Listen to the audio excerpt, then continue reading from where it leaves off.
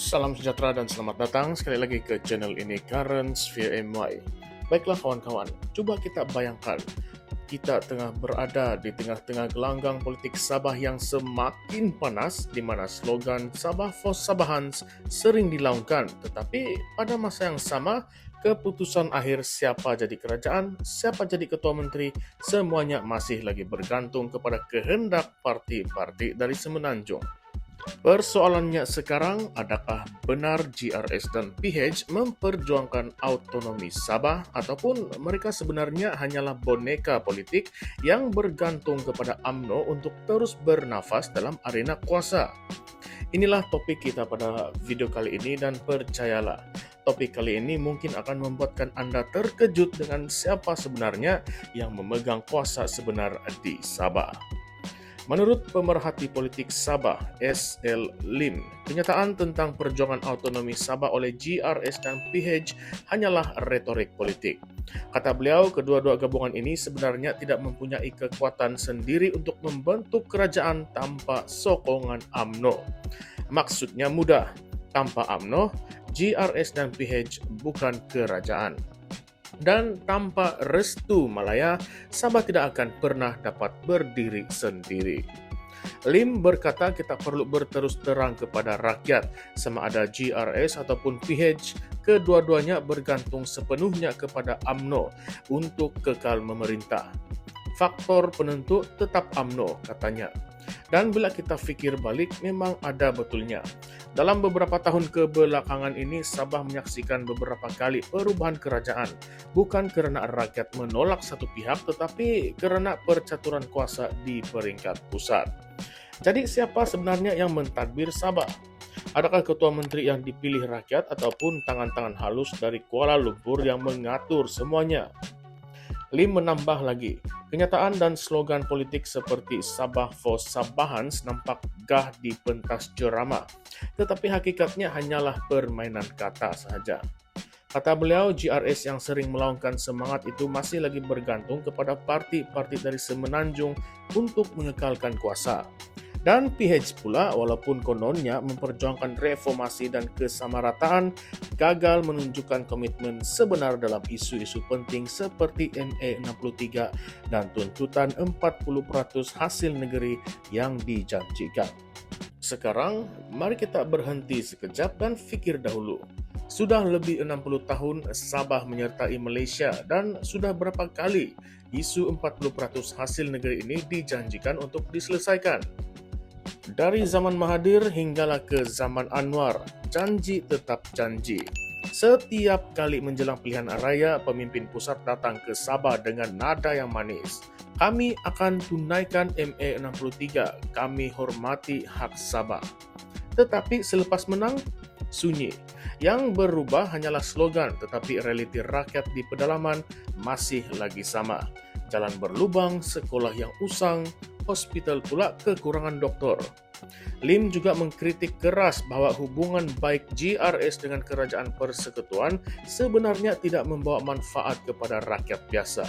Katanya hubungan itu hanya menguntungkan segelintir elit politik yang mahu kekal berkuasa. 4 tahun di bawah GRS, kata beliau. Mana hasilnya? Apa hasilnya? Isu 40% masih lagi tergantung, infrastruktur asas masih mundur, kemiskinan luar bandar masih lagi parah. Kalau ini hasil hubungan baik, rakyat mungkin lebih baik dengan hubungan tegang yang membawa hasil sebenar. Dan disinilah Lim membawa perbandingan yang menarik. Beliau menyebut bahwa warisan mengambil pendekatan yang berbeza. Menurutnya, Datuk Seri Shafie Apdal menekankan kerjasama sejati dengan kerajaan persekutuan dan bukan dalam bentuk kebergantungan tetapi kesamarataan. Katanya semangat sebenar MA 63 ialah Sabah dan Sarawak mesti menjadi rakan setara dan bukan anak kecil yang menunggu peruntukan dari abang besar di Putrajaya. Dalam arti kata lain, warisan mahu bekerja sama sebagai equal partner dan bukan subordinate. Namun begitu, kenyataan ini membuka satu lagi perbincangan yang panas. Kalau benar warisan berbeza, kenapa pada zaman warisan juga isu 40% hasil negeri tidak bergerak? Bukankah warisan juga ketika itu bekerja sama dengan PH di peringkat persekutuan? Adakah masalahnya pada kepimpinan negeri atau sebenarnya sistem persekutuan Malaysia itu sendiri sudah dibina supaya Sabah sentiasa bergantung kepada pusat? Inilah persoalan besar yang ramai mungkin tidak mau sentuh. Dan kalau kita lihat sejarah politik Sabah, setiap kali parti dari Semenanjung masuk campur, Sabah jadi goyah. Dari zaman USNO, Berjaya, PBS, BN, Warisan hinggalah ke GRS, semua pernah terjebak dalam perebutan kuasa yang akhirnya memberi ruang kepada pemain luar untuk menentukan siapa layak duduk di kerusi ketua menteri. Dalam konteks ini, apa yang dikatakan oleh Lim bukan sekadar kritikan, tetapi satu cerminan realiti. Sabah masih belum bebas secara politik. Lim memberi amaran kepada rakyat Sabah supaya tidak mudah percaya dengan dakwaan kononnya GRS mempunyai hubungan erat dengan kerajaan persekutuan. Katanya lagi hubungan itu mungkin membawa proyek, tetapi siapa yang akan dapat manfaatnya? Adakah rakyat kampung yang masih menunggu jalan raya diturap ataupun kroni politik yang dapat kontrak berjuta-juta? Ini soalan yang perlu dijawab oleh kerajaan hari ini. Yang menariknya lagi, Lim menegaskan bahwa pilihan raya negeri yang akan datang akan menjadi titik penentu. Adakah rakyat Sabah akan terus memilih kerajaan yang dikawal dari Kuala Lumpur ataupun berani memberi mandat kepada parti yang benar-benar mahu memerintah dari kota Kinabalu? Katanya Sabah berhak mendapat pemimpin yang bertanggung jawab kepada rakyat Sabah dan bukan kepada ketua parti di Semenanjung.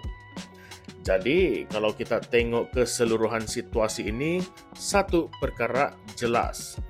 Kuasa sebenar di Sabah bukan terletak pada rakyat semata-mata, tetapi pada siapa yang dapat restu dari pusat. Dan selama ini UMNO lah yang menjadi kingmaker dalam menentukan siapa yang dapat membentuk kerajaan. Maka dari sini timbul persoalan yang kontroversi. Kalau GRS dan PH hanya boleh hidup dengan sokongan UMNO, siapakah sebenarnya yang berkuasa di Sabah? Haji Jinor, Bung Mokhtar, ataupun individu di Putrajaya yang menentukan semuanya di belakang tabir? Mari kita renungkan, sampai bila Sabah akan terus menjadi papan catur politik Malaysia?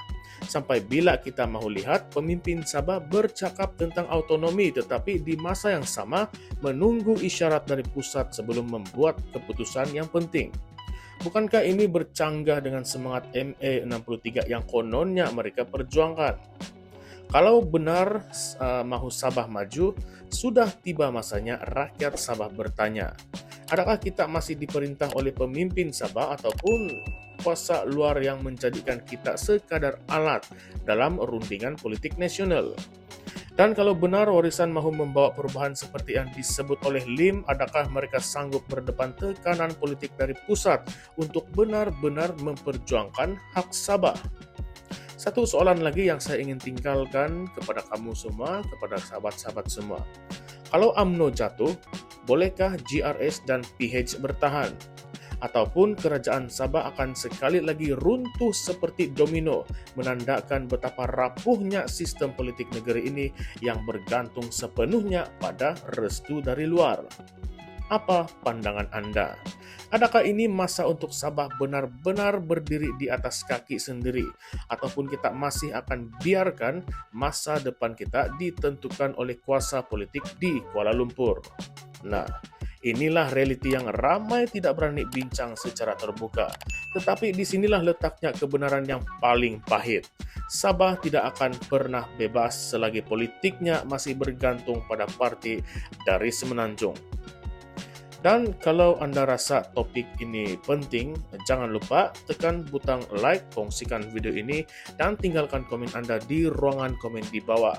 Sebab mungkin dari perbincangan kita pada video ini akan lahir kesadaran baru tentang siapa sebenarnya yang memerintah Sabah dan siapa yang selama ini hanya jadi pelakon di pentas kuasa. Inilah Currents VMY, tempat di mana kebenaran, walaupun pahit, tetap kita akan bongkar bersama.